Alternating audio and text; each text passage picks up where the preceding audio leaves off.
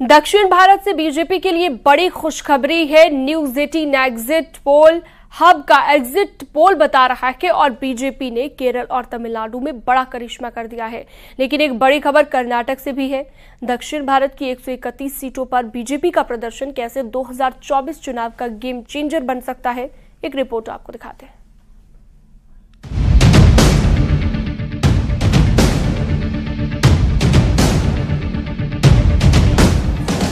एक तरफ प्रधानमंत्री नरेंद्र मोदी तमिलनाडु के कन्याकुमारी में 45 घंटे का ध्यान कर रहे थे और दूसरी ओर आखिरी दौर की वोटिंग के साथ बीजेपी के लिए दक्षिण भारत से कमाल की खबर देश भर के टीवी स्क्रीन पर छाने जा रही थी।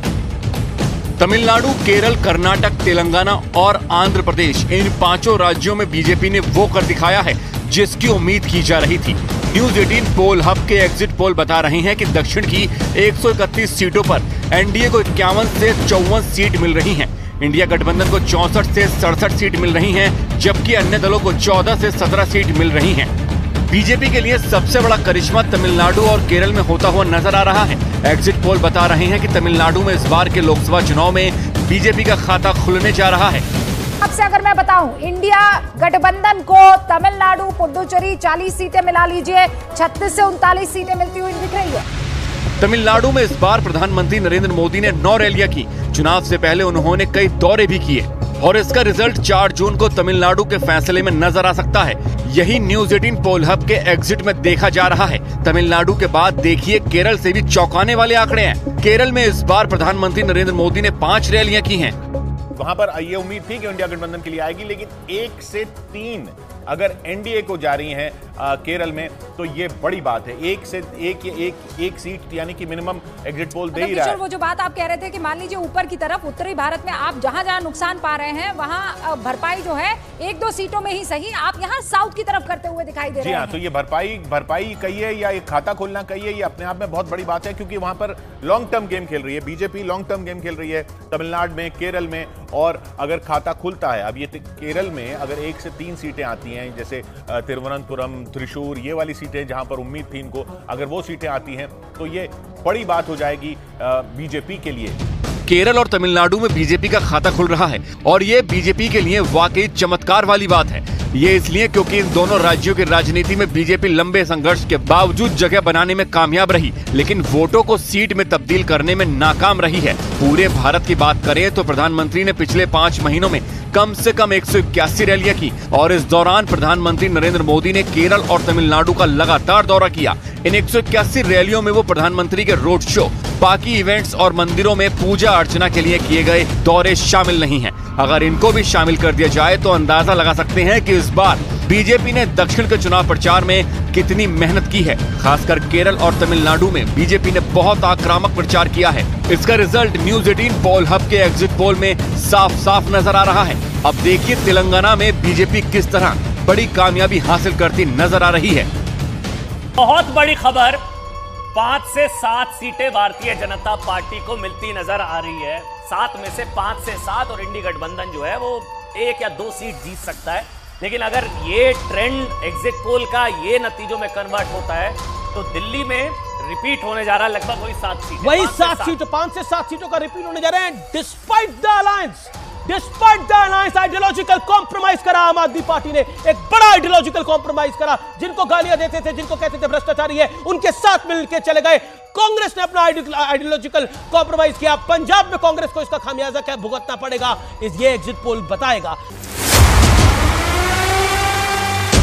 तेलंगाना में इस चुनाव के दौरान प्रधानमंत्री ने 8 रैली की थी और जाहिर है कि उसका असर सामने है।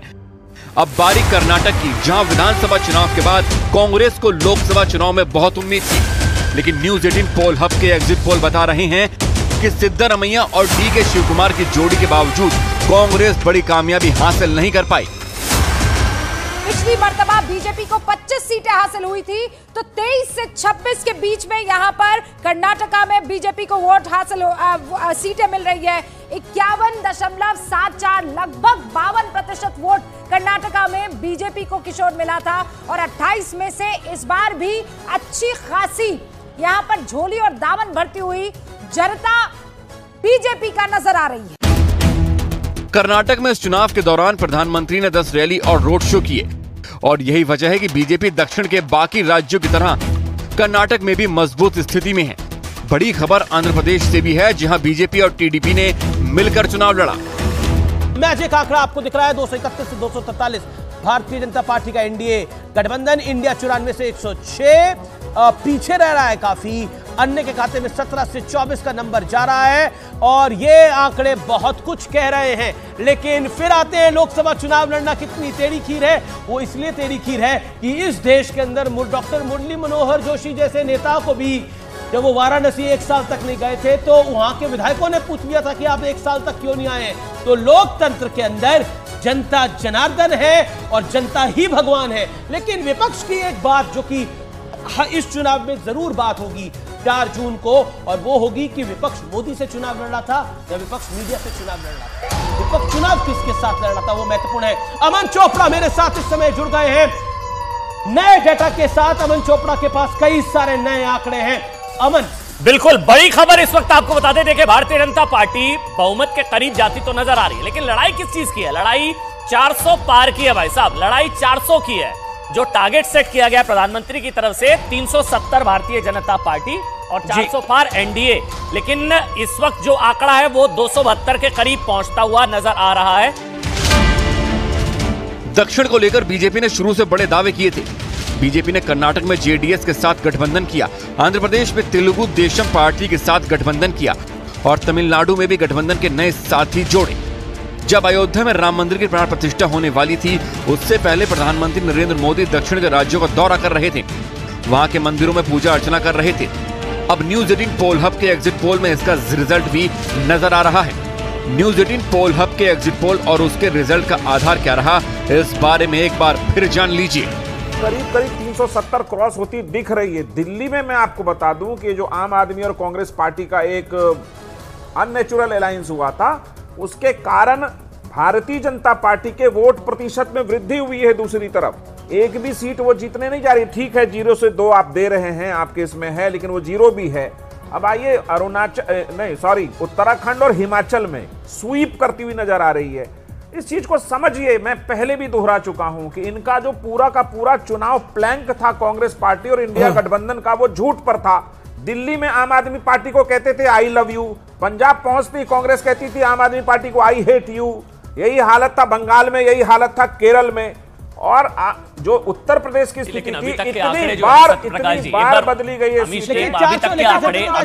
अभी 150 सीटों का एग्जिट पोल आना बाकी है, इसको समझिए। ये 396 आया है, 543 स्कूल हैं, अभी भी लगभग 150 सीटों का एग्जिट पोल आना बाकी है, और उससे पहले ही 270 Bharatiya Janata party exit poll के हिसाब से मैजिकल फिगर्स। दक्षिण भारत में पहले चरणों में ही वोटिंग हो गई थी, इसीलिए यहाँ के आंकड़ों को समझने और उसको हर पैमाने पर परखने का वक्त भी ज्यादा मिला। इसमें कोई शक नहीं है कि दक्षिण के फैसले में सबसे बड़ी भूमिका प्रधानमंत्री नरेंद्र मोदी की रही है। चुनाव की शुरुआत से लेकर चुनाव के अंत तक पीएम नरेंद्र मोदी का दक्षिण भारत पर फोकस रहा। पीएम नरेंद्र मोदी ने 3 जनवरी को केरल के थेक्किनकाडु से जो चुनावी बिगुल बजाया, वो 30 मई को पंजाब के होशियारपुर में जाकर थमा।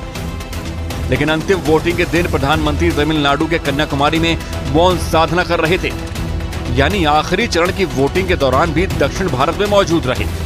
न्यूज 18 पोल हब के एग्जिट पोल के नतीजे बता रहे हैं कि तमिलनाडु, केरल, कर्नाटक, तेलंगाना और आंध्र प्रदेश, इन सभी राज्यों में बीजेपी ने वो कर दिखाया है जिसकी उम्मीद की जा रही थी और जिसका दावा भी बीजेपी इस चुनाव के दौरान कर रही है।